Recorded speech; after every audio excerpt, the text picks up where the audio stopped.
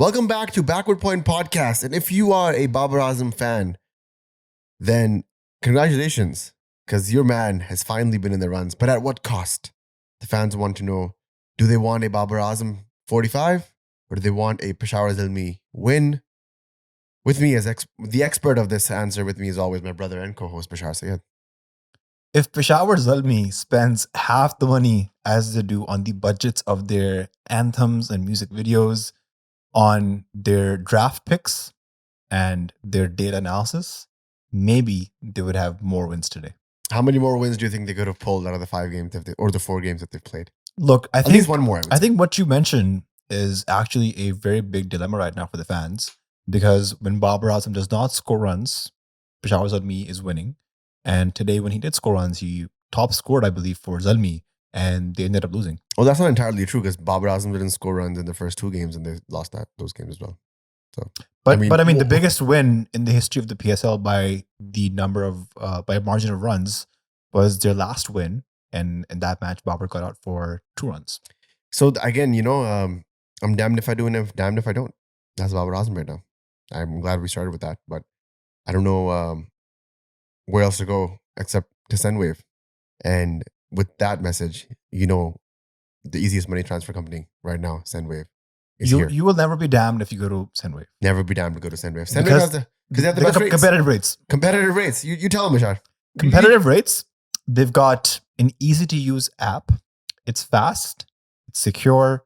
And if you use the code SCOREPK, you can get $10 towards your first transfer. Now, I encourage you guys, try Sendwave for at least the first transfer you use because you get the best rates. They have a promo rate for that. And this code SCOREPK gives you an additional $10 towards your first transfer. And the best thing about Sendwave is they have no charge fees. So you can send as many transfers as you want. You don't get any charging fees. The way that they make their money is through their exchange rates. So again, nothing on you guys. If you're in the US, you send over $100. That's where you will see the best rewards. The competitive rates really kick in when you're sending 3 figures or above. And with the promo rates in and the $10 that Backward Point is giving you guys, I mean, why wouldn't you use it? We have this rule that we don't promote anything that we don't use ourselves. You send money to Pakistan using Sendwave. Yep. We use Yashi Sports equipment when we play cricket. And hence we are here promoting it. Promoting both of them. So thank you, Sendwave, for sponsoring the podcast. And thank you, Sendwave, who's also yellow, like the Yellow Storm today. Not quite the result that the Yellow Storm wanted, but Sendwave will give you those positive results. This match was played on the same pitch as yesterday, the Australian soil. That we've heard so much about from you. I want to get some thoughts from you regarding this Australian soil pitch because previously all the games in Karachi were high scoring. We got to see some boundaries being hit. And suddenly now we are seeing some low scrolling thrillers. And actually today's game might just be the closest match in the PSL so far. Again, was it the Ayub versus KK game, right? If they had scored again somewhere along the park as Peshawar Zalmi had, maybe they would have had a better shot. This is a 150 to 160 score. 150 to 160 par score ground/pitch right now. The Australian soil, whatever they're doing with the pitches, they're making their runs come at a cost. They're actually making the batters work for their runs, which we haven't seen in T20 cricket in a very long time. In the neighboring Premier League, 200 odd is like just average right now, and it's being chased.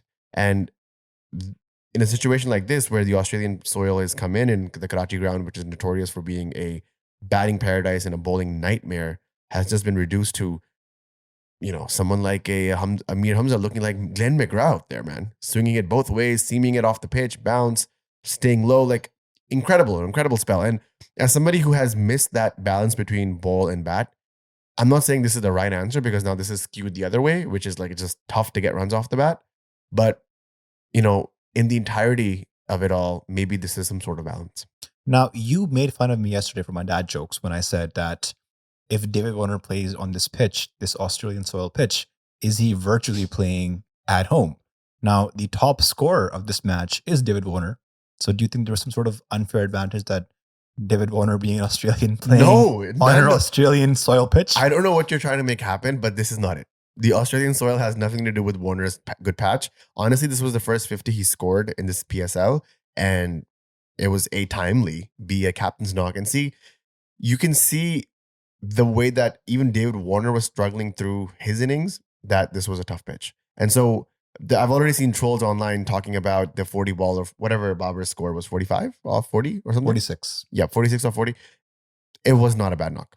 I mean, he was definitely struggling in the beginning, but he was trying to catch up near the end. And that's somewhere close to where David Warner ended up as well. So, I mean, I'm not trying to say that some people just go out there and troll Babar for the sake of trolling. Like, oh, Babar Azam, easiest, biggest target, easiest one to pinpoint.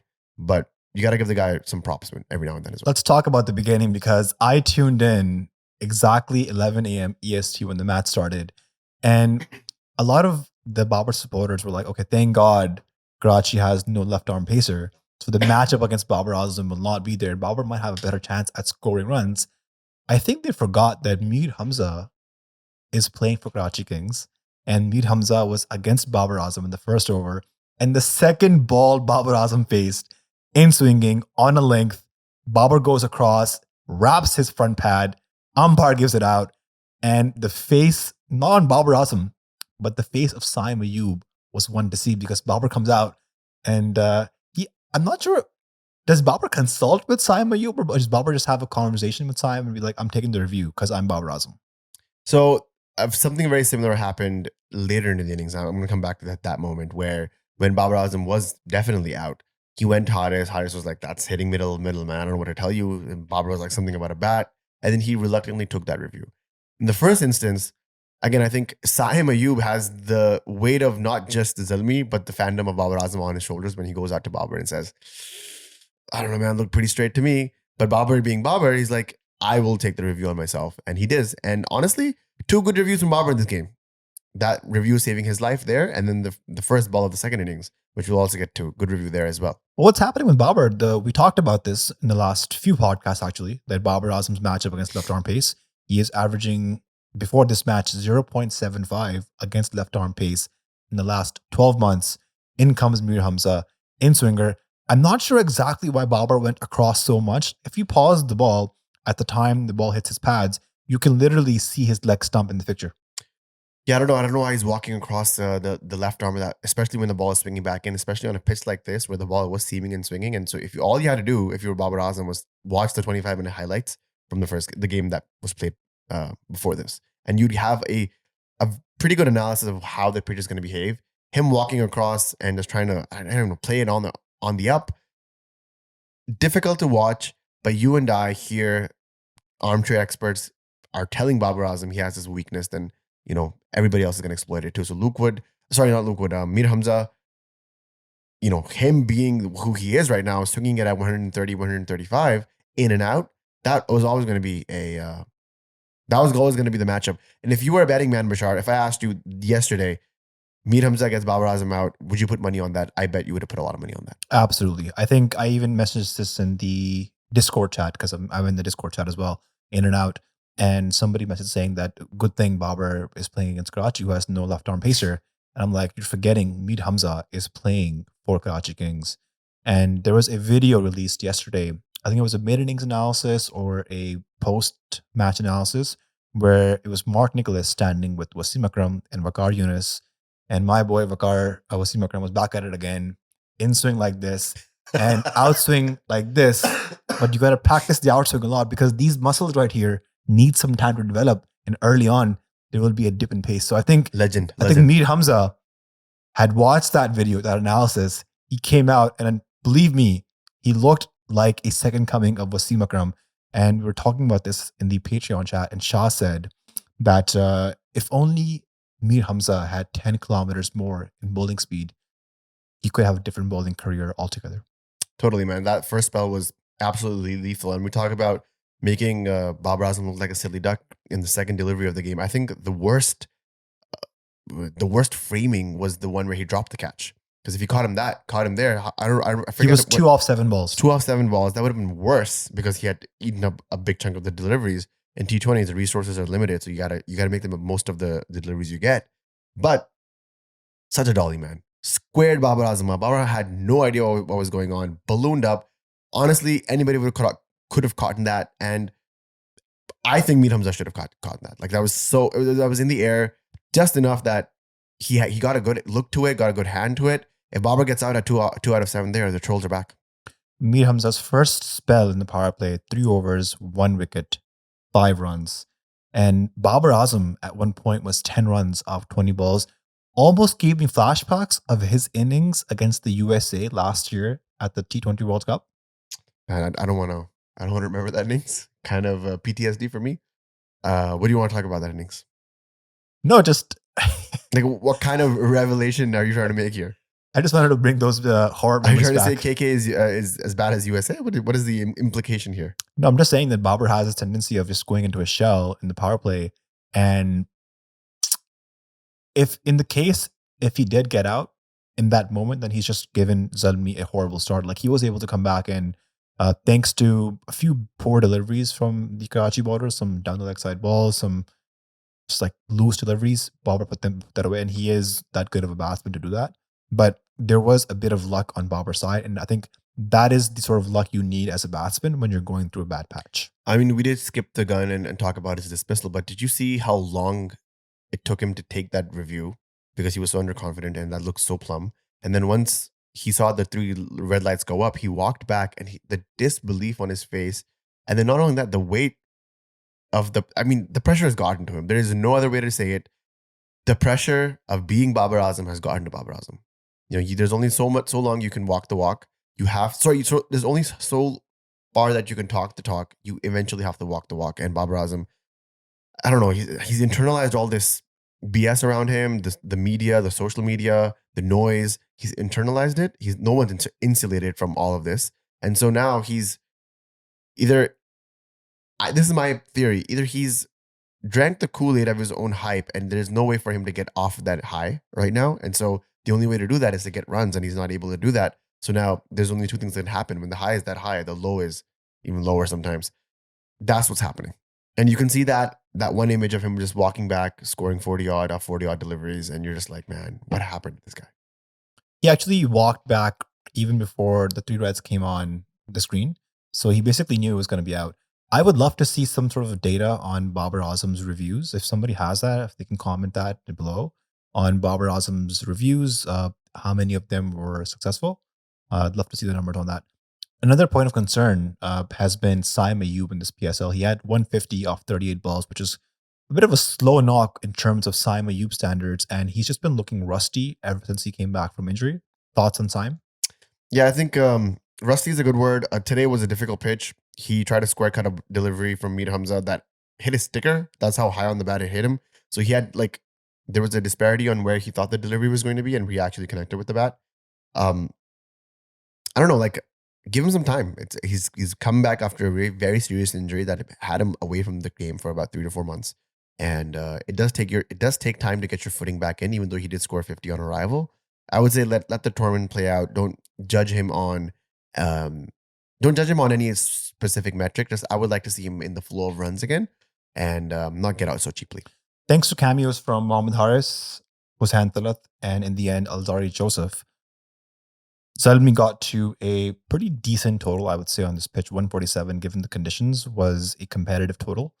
And then in comes the first delivery from Luke Wood against Tim Seifert in swing ball, gets him on the pad. LBW, great review by Babar on that case, I would say.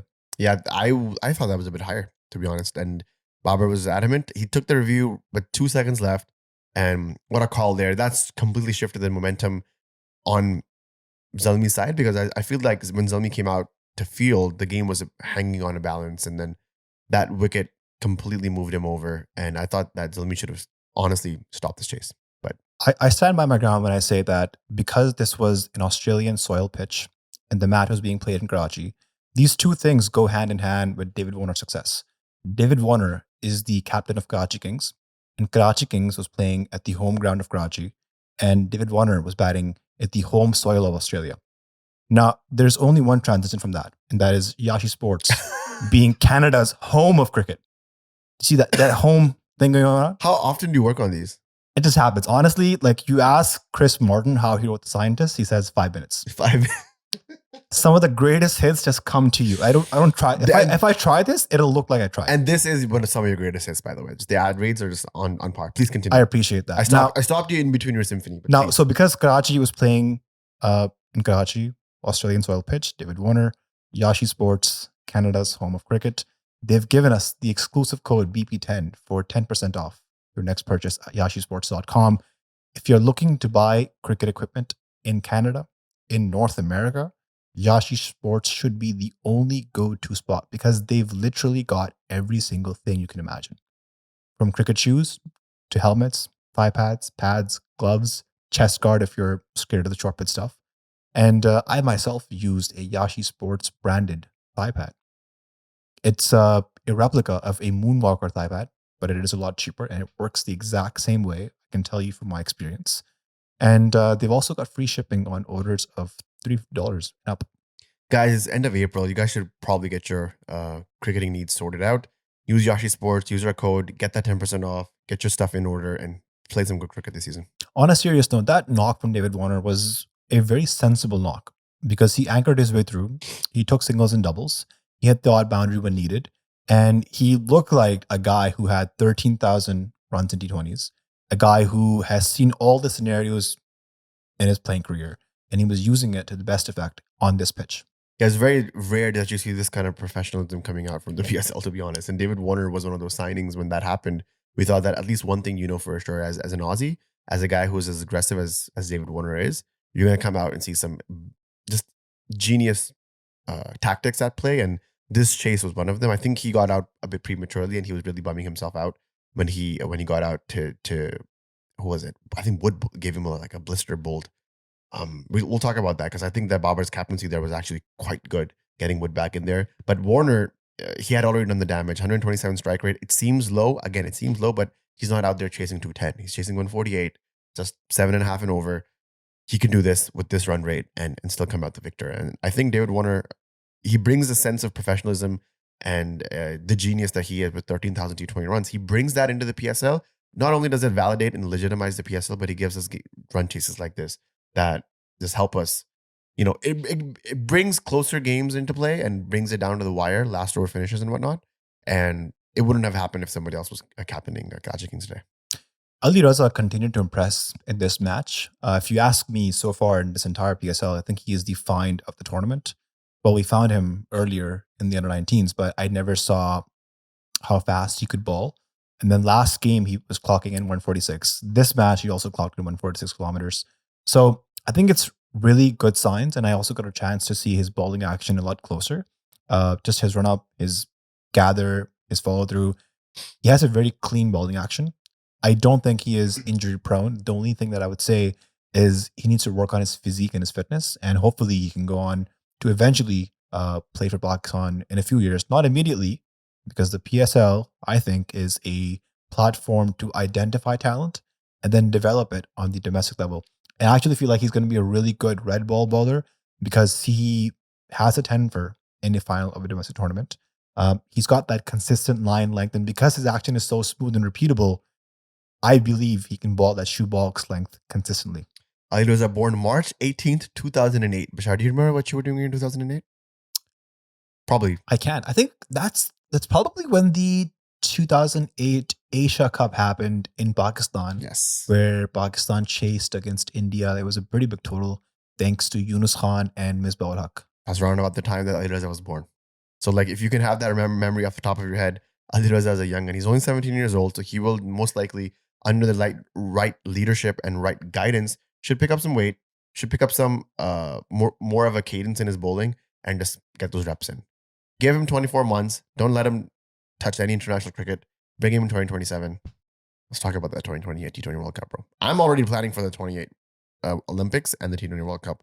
So if Ali Raza is in the plans, get him going right now. You're planning for the Olympics even though Pakistan is not even qualified?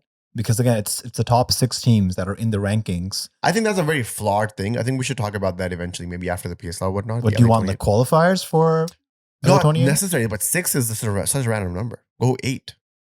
It has to do something with the formats of how these things are played. Go 8, 2 pools of 4. You can have a round robin and then semifinal, final. Simple as that. I just think to have cricket at the Olympics is a big win.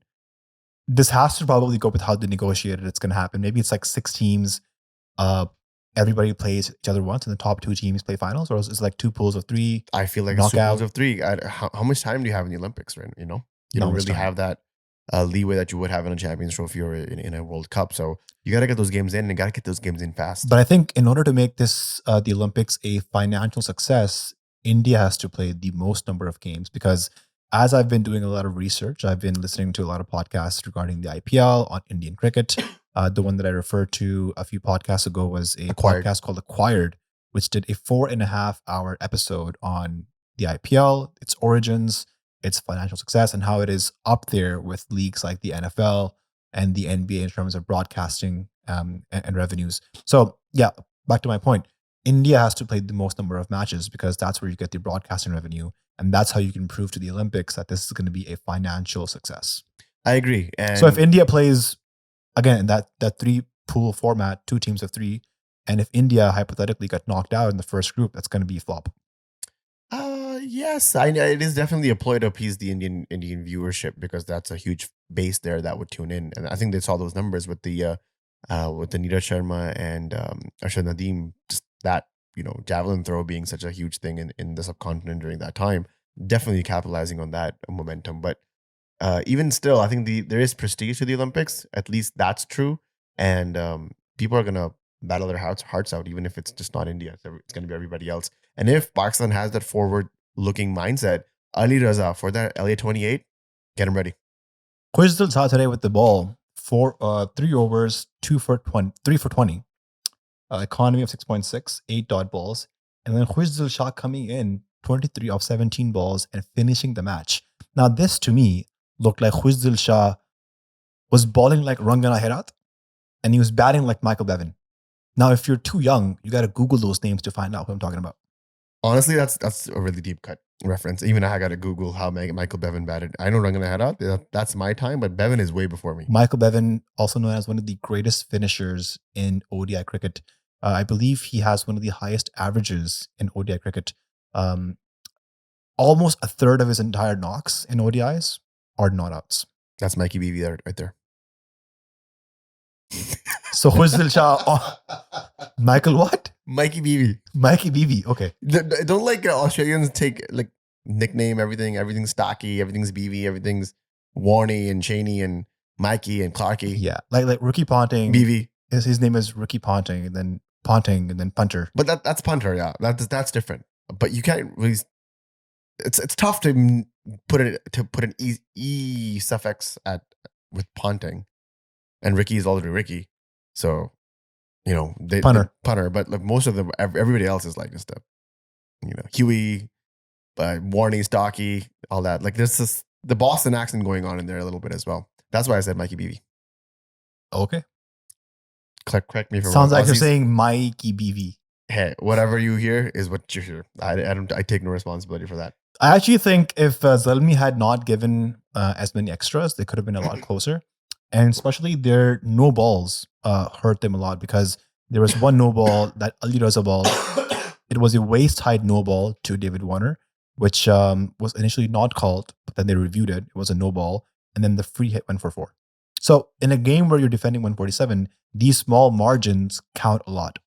100%. But I do want to come down to Babar's captaincy record for PZ. And just before that, I want to talk about just Babar's captaincy in general. There's already been talks about the dreaded India versus Pakistan game in the MCG in 2022, where Babar bowled out his premier bowlers, and then he had 1 over left where he had to give it to Mohammad Nawaz, and then we know what happened there. He did the same thing in the Asia Cup as well. Same thing in the Asia Cup. Yes, it's been sort of a and somehow Mohammad Nawaz ends up on the brute end of Babar Azam's captaincy decisions. And this time, he did not repeat that mistake. So he did bring in Luke Wood earlier, and Luke Wood did give him the prized wicket of David Warner. So that tactically it checks out. But then he had the dilemma of do I finish off Saim's overs or do I get somebody else to bowl in? And then that's where he made the decision of bowling in Hussain Talat. Now, in hindsight is 2020. We can debate how maybe Saim would have been a better option. There was a lefty-righty combination. Maybe he would have gotten the top edge. You never know, right? And then if if a similar result happened against Saim's bowling, then we would have been like, hey, Hussain Talat was right there. You should have given him the over. Maybe something different would have happened. So there's no way that, again, it's the What damned would if, you have done? damned if I do, damned if I don't, Babar Azam. What would I have done? I would have probably given it to Saim because he's just bowled 3 overs regularly. He's given 6.5 and over. That's all you need. And this You would have given a spinner the last over to against ball Khushdil against Khushdil Shah, Shah. who bowls in. I know, I hear everything you're saying, but the other option was giving it to Hussain Talat, and this is what happened. So I think the idea to give it to Hussain Talat was fine. It's just the execution of Hussain Talat's plans weren't the best. Yeah. I think the best area to ball to Khushdil Shah in the death is wide Yorkers because you don't want to give anything in his arc. And Hussain Talat did ball the first delivery wide, but it was a short, kind of a short ball, which is with Khushdil Shah cut away. So if that was a better ball, like a wide Yorker, just out of his scoring range, it would have been a better option.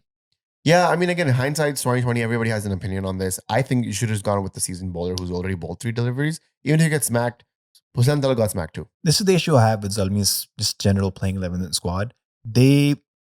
So we talked about last match, right? Islamabad had like 7 or 8 bowling options. And here, Zalmi is just going in with just the 5 regular bowling options. And then the 6th over is when they bring in the part-timer, which is not the best time. Like if he had this plan, he should have brought in Hussain Talat a lot earlier, maybe gotten 1 or 2 overs out of him. That way, somebody like Luke Wood or Alzari Joseph could have bowled the final over. It maybe So I think it's just a bit of a miscalculation on Babar's end. yeah, but then the captaincy decision that he took of bringing in Luke Wood paid off. So it kind of really didn't backfire in the sense that he got the prize wicket of Warner. Warner was going. If Warner was there, this game would have probably ended a couple of overs before that. So he tried to take the game deep. He succeeded, in my opinion. But then there was a decision of who's going to bowl the last over. I would have gone with Saim. He's already bowled 3. You just need a little bit of luck, a top edge here, a cut there, a couple of dot deliveries, and suddenly the game's turned on its head. But that was not to be for Babar Azam. And another loss on his stained captaincy record. Bashar, you tell me. Do you want to see what Babar's record is? Let's go.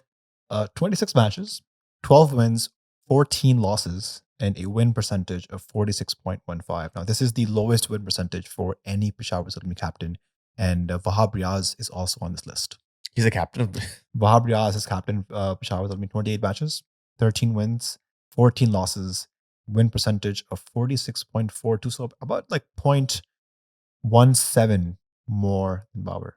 No, actually, 0.27. We should not be doing math on this Dude, podcast. our math is horrible. Our math is really bad on this podcast. What's 46.42 minus 46.15? Something like 27? Was that right? I think it's 27. Yeah, 0.27. Anyways, whatever the case may be, that's not a good record to have. So I wasn't wrong by saying stained captaincy record for PZ. I don't know, man. Like, I don't know what to tell you. If Babar Azam is so demoralized and belittled by the social medias and of it all, how is he going to lead this team to a championship? It's not going to happen. People keep saying that Babar should leave captaincy because it's affecting his batting. And it was the same argument when he was the Pakistan captain and now when he's Zalmi's captain. Statistically, Babar Azam actually had a better batting record as captain versus when he was not captain. For Pakistan? For Pakistan. And I believe it's the same thing for Zalmi as well, because Babar was the highest run scorer the past couple of years in the PSL. So I don't think captaincy is affecting his batting. I do think there are better tactical captains in Zalmi's squad if they give them an opportunity. Like if you give me a brand new team of the PSL and you're like, Bashar, make anybody captain, I would give captaincy to Mohammad Haris. Mm-hmm. He is somebody who's captain under 19s, Pakistan Shaheens, captained the Sialkot, the Stallions team to a Champions Cup win. So, and he's young and he is called Mr. Google. He knows things. Yeah. He's a keeper. The keeper has the best angle view of the entire ground. That's why his supporters want to. What?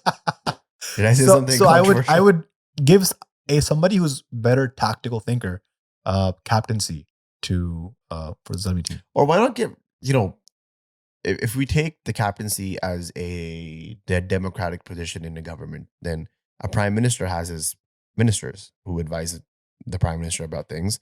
So why doesn't Babar go to a Mohammad Haris for advice or, hey, Haris, what are you thinking?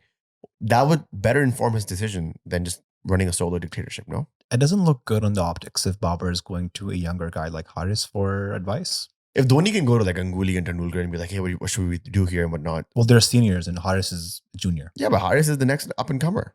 Well, if Babar can believe that, then You don't think Babar believes that?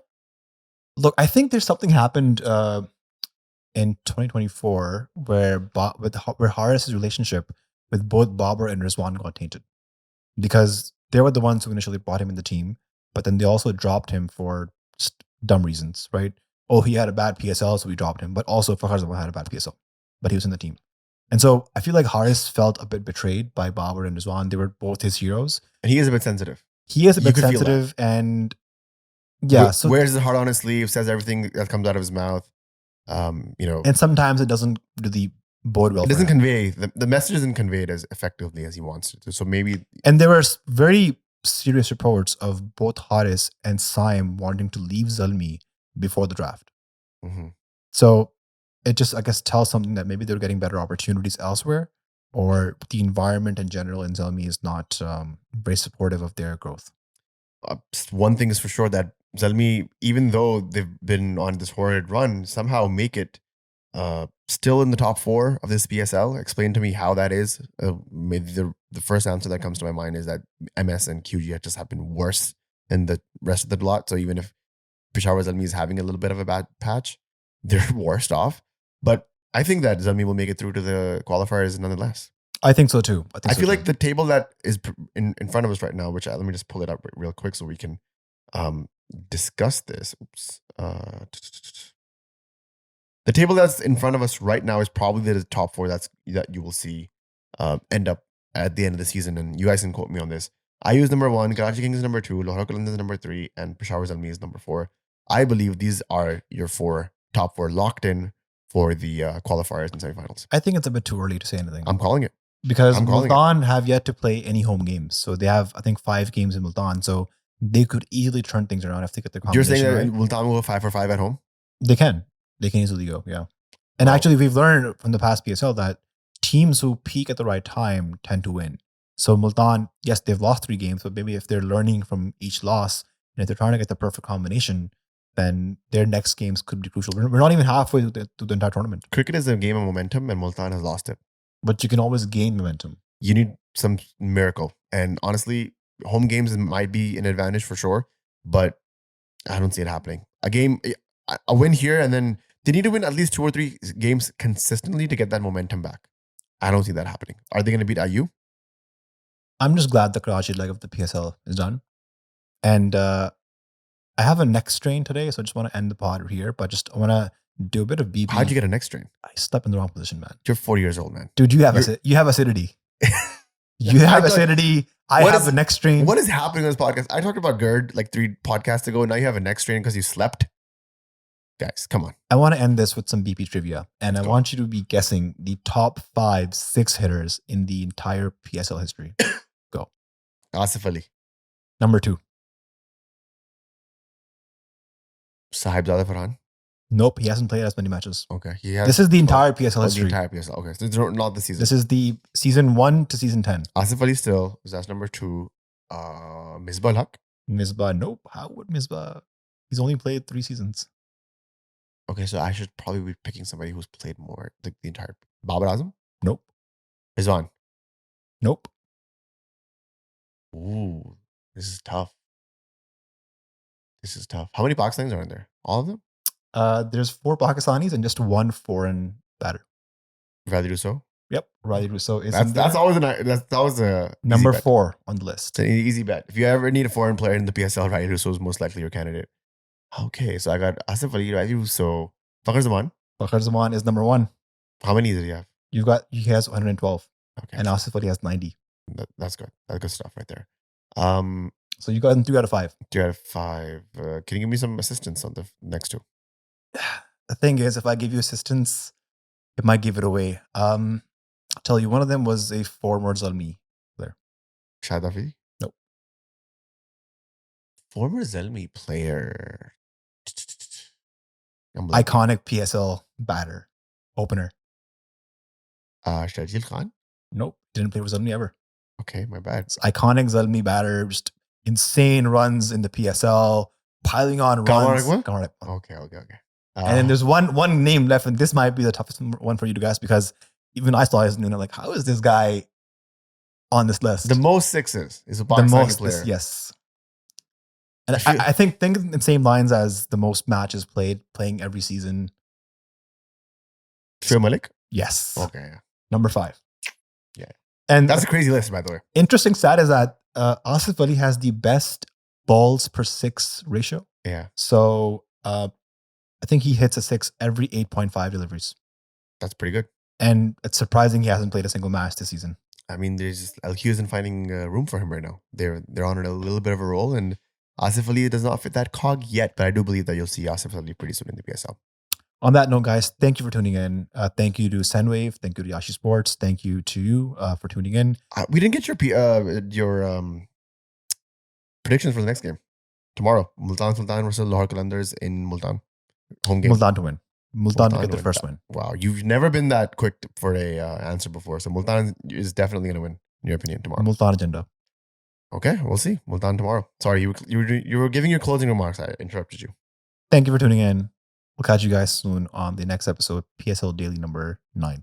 Number 9. Today was number 8. I think I said number 7 twice, wearing the same clothes. People were confused. I was confused too. You were confused. You thought we recorded the same podcast on the same day and then just cut it together. No. It was just, I was confused as well because my notes said that. Anyways, PSL number 8 done. Daily number 8 done. Daily number 9 tomorrow. We will see you guys there. Cheers.